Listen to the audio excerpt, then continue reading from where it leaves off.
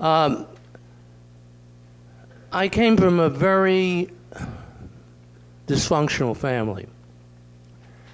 And so I'm going to try to explain how I got into humor, what humor has done for me personally and professionally. Let me state at the outset, and I don't think anybody here is a Trump supporter of the evangelical kind. My parents were communists, and that made me from early on an outlier. And I didn't lie about it because it was part of our self-definition was to express our views openly.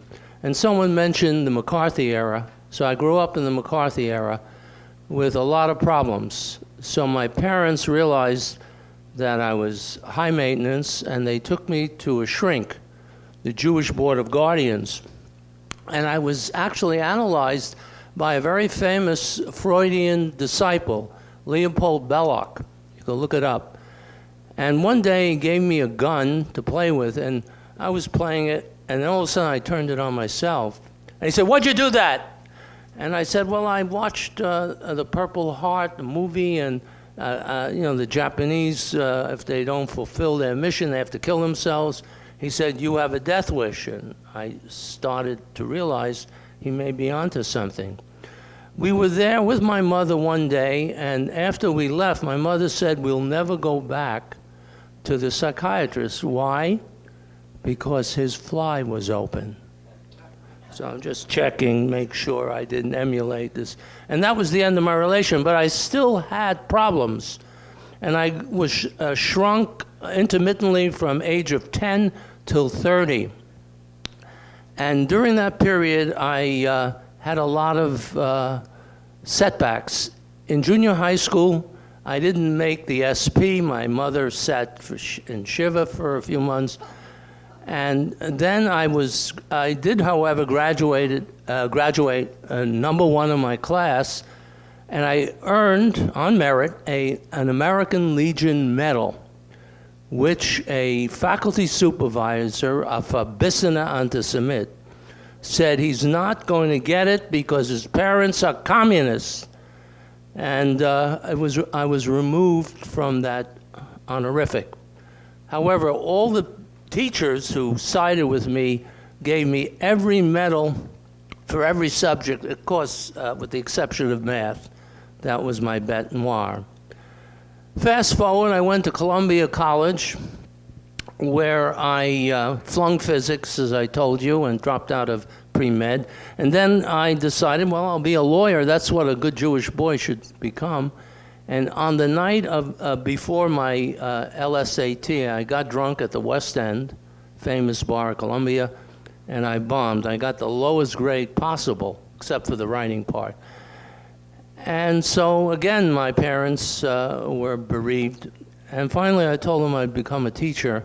And my mother, with true Jewish motherly wit, said, "Oh, a teacher, that means you have 2 months of vacation. That means you'll visit me sometime?" And I did. Then I went to graduate school, and as I admitted earlier, I didn't get my PhD. I'm an ABD. But during my orals, I was questioned by a pretentious, pedantic, patronizing Princeton professor on leave. And he was asking me questions about European history. And he said, "Mr. Dorinson, what do you know about the Napoleonic Code?" And I remember certain things I learned in European history, and he wasn't satisfied, and he pressed me for more information. And then I said, "You know, the Napoleonic Code sanctions male supremacy." And he said, "What? Prove it." I said, "Sir, haven't you seen A Streetcar Named Desire?" See, now, delayed reaction is welcome here. But if you recall a key scene, Marlon Brando tells Blanche, according to the Napoleonic Code, I'm king of the castle. And you gotta listen to me, Blanche. And so everyone at the table, including this Princeton prick, began to laugh. And I knew I passed the orals, even though it was not my best performance. Anyway, because I didn't have a PhD, I still don't, I felt guilty because that's part of the Jewish inheritance. And I became a teacher, a pretty good teacher, at least my peers thought so. And they gave me an award for best teacher, but I felt something was lacking in my Jewish professorial career, as you just saw. So I decided to actually look at comedians. And one comedian blew me away. It was 1963 at the Fillmore East, and his name was Leonard Alfred Schneider. Lenny Bruce, your subject tomorrow, right? And what a revelation. I had an epiphany, which is an incongruity. A Jewish atheist with an epiphany? Es passt nicht. Anyway, from that point on, I began to study Lenny and other Jewish comedians, including Mel Brooks and Woody Allen. And that's when Joe Boskin took my paper, which I didn't deliver in person, to Tel Aviv, and along with Larry Mintz, gave a presentation, and we're in the same book.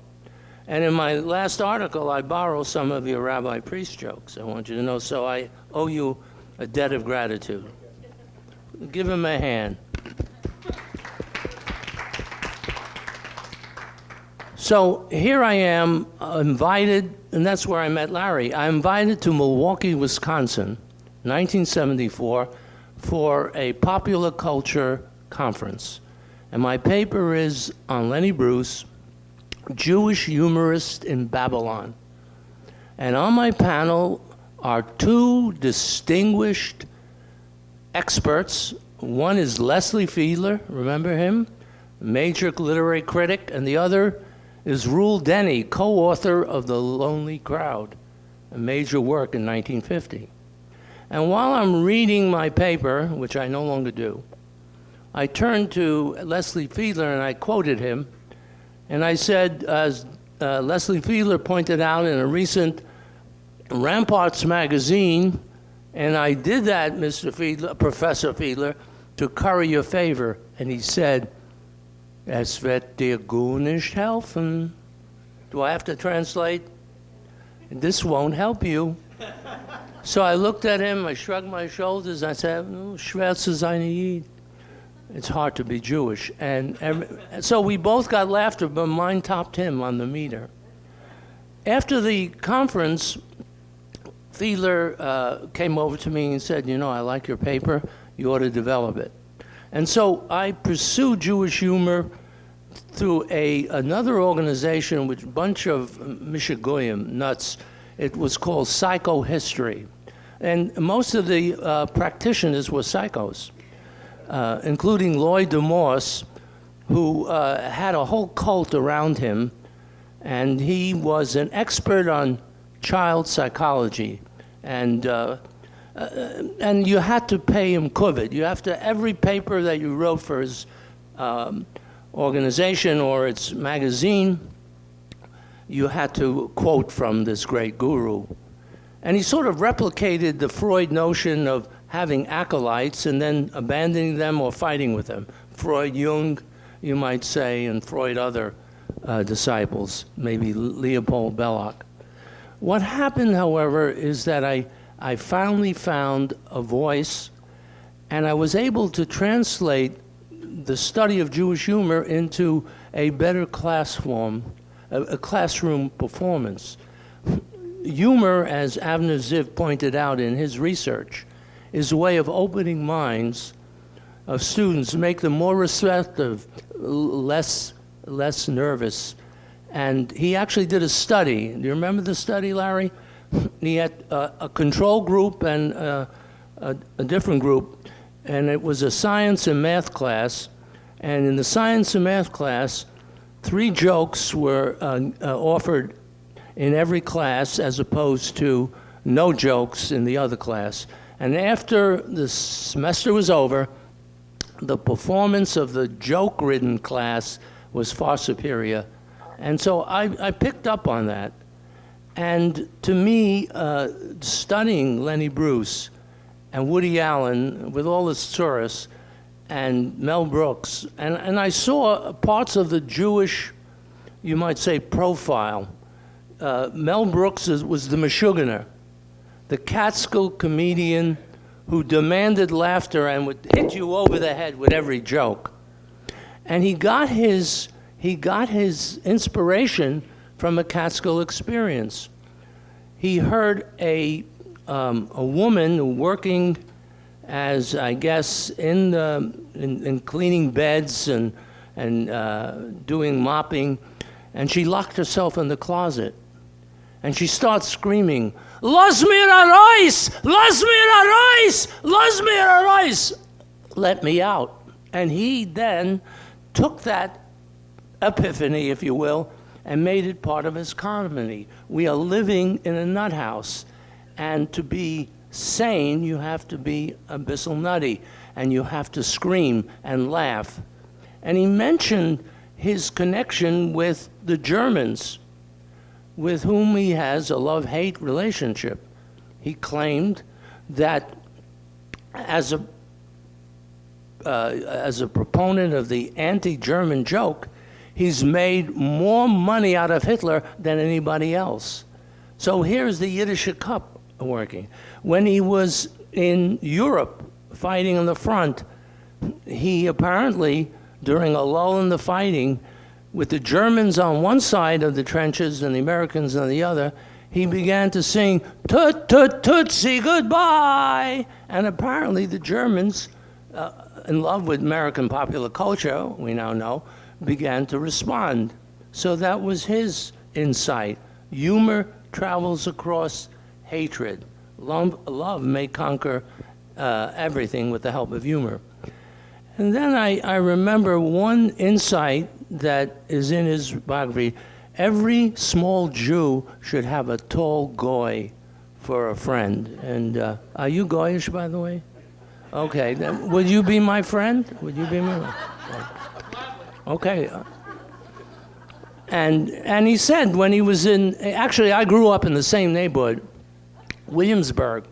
And the big kids used to beat up on the little kids. It was bullying 101. But he learned that if you tell jokes, they will befriend you and defend you. So I hope you'll do likewise for me. And then he came to an insight about Jewish food and certain things. And he and Woody Allen share the same obsession, death. And as someone who was facing surgery 2 weeks with serious illness, I'm at that terminal point, perhaps, twilight. This might be my last hurrah, so please laugh or clap when I'm finished. And so he said, if you want to live longer, every night before you go to sleep, take a clove of garlic. And when the Malchamovus, the angel of death, knocks, you go to the door and you exhale and say, "Who's there?" And you live another night, maybe another day, another week. So for Woody Allen and Mel Brooks, laughter is not only medicine, it's life-sustaining. And Woody Allen, and I mentioned earlier in one of my commentaries that the uniqueness of Jewish humor is the ability to laugh at one's predicament and also to box with God. To actually, as a famous rabbi in 1750 in the Ukraine, actually wrote a bill of indictment, which I sort of paraphrased in my book on Jewish humor called Kvetching and Shpritzing. And it goes in Yiddish, "Was hast du angezeppet zu unser Menschen? Why are you making us suffer? Enough. I accuse you, Rabbeinu Shalom, great God, to stop. I will not stop my protest until you stop your abuse." This is unusual, and it's a signal, a marker of Jewish humor in the ability to question God and also to argue with God, as Tevye does in the stories by Sholem Aleichem, created for Broadway in a more happy-go-lucky way with a Marc Chagall theme. But it's clear that God, With your help, I nearly starved to death. God, in our shtetl in Anatevka, if a poor man eats a chicken, one of them is sick. So it's a kvetch, a cosmic kvetch, if you will, but it enables us to sustain our sanity in the most abusive conditions. So let me do an autobiographical bit. About 15 years ago, I gave a series of lectures at a place called Block and Hexter. It's an elder hostel, and I was very suited for the job. I was older, and I was hostile. And I started to talk about humor, and the person in charge of the social entertainment said, Joe, would you do us a favor? Would you stand up and do some comedy Saturday night? I said, sure. That shows you I'm a little schlemiel and a schlemazel combined. I said, sure, and I was full of my oats, because when I was talking to people who were a little more tuned into what I was saying, they laughed, they enjoyed, they exchanged ideas. Saturday night I start telling a few jokes, and the people in the band were laughing, a little like Lenny Bruce's experience. And then I start telling Holocaust jokes. And the people were looking at me, "Es Meshuggah? A bissel Meshuggah? Meshuggah?" And the silence turned into boos. And I realized something. I had misunderstood the audience. I should have said, this is why you should laugh. I'm a professor, and you are an audience, and I'm going to explain why you should laugh. But I didn't have that sechel. Now, 15 years later, I could have said that. Also, many of these survivors are no longer alive. And thanks to Fern's work and other work, the Holocaust is no longer sacred territory off grounds to humorists. Everything is in play now. And I think that's healthy. And if you look at the Holocaust literature, there are jokes which may not seem funny. And one of the jokes that elicited these ugly stares was a joke that was found in the Ringelblum diary. A Jewish couple living in the Warsaw Ghetto are sleeping, and all of a sudden the man wakes up his wife, Basha, Basha, I had the greatest dream. What did you dream, she asks. I dreamt, kill the Jews, kill the Jews. So what's such a good dream? Why are you so happy? You don't understand. They were yelling it in Polish. That means the Nazis are gone. Okay, so you didn't laugh, they didn't laugh, but I still think it's funny, because it was a way to sustain a sense of disproportion. The joke that you heard and you saw in the film about the Jews who are going to kill Hitler, actually I heard it, a concentration camp joke, variety, where the Jews are waiting naked and shivering, and Hitler was coming for a supervisory trip to Auschwitz. And then they wait. Hitler's supposed to be there at noon, no Hitler. And then 1, no Hitler. And they're shivering, freezing, 2, 3, and one says to the other, Hitler's not here.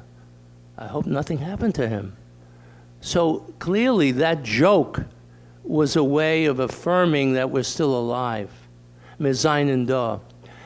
And then when you think about Mel Brooks writing for Sid Caesar in the various incarnations, from the Admiral Hour to the Sid Caesar show with Imogene Coca and Nanette Fabray and Janet Blair, they're always attacking the German professor.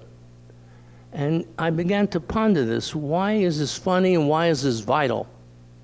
And the reason for that, if you look at what happened, and it's in your film, I don't need 10 minutes, so I'm a minute man, as my wife will attest. Anyway, what happened, I lost my trend when you gave me that. I thought it was going to be the hook, but not the middle finger. That's important. German? Oh, yeah. So it occurred to me that all these Nazi war criminals like Mengele and Eichmann, until he was found in Argentina, along with 6 million Jews, according to Lenny Bruce, who were hiding out. That's why they weren't. The Holocaust deniers are right. I felt that I understood it. It was another epiphany. Because the Jews did not get nekoma. Nekoma means revenge, retributive justice. The only way they could is to demythologize the Aryan supremacy and turn the German professor into a fool. So no longer is the Nar, the Letz, the Payets, the schmuck, if you will. And you know what a schmuck is, according to Lenny Bruce. He's a guy who leaves the shower to take a leak. That's right. I quote him all the time. But the point is that denigration of the German icon, remember the Germans were fed to us as culturally superior. We learned in school about the 3 Bs, Bach, Beethoven, Brahms, but not about Buchenwald. And that's why the Jewish humor that was cast, perhaps disguised, as the anti-German professor was necessary for the revenge we didn't get at Nuremberg. And that will go on and on. Let me close with a Holocaust joke by Mr. Herzog. And it's from his book, Heil Hitler, the Pig is Dead. Hitler is actually, towards the end of the war, and Hitler is making a trip with his chauffeur around the countryside, and unfortunately, the chauffeur kills an animal, and Hitler says, "Oh, we must." It's a pig, not kosher. And Hitler says, "Go to the farmer and tell him we'll pay whatever he wants for the dead pig."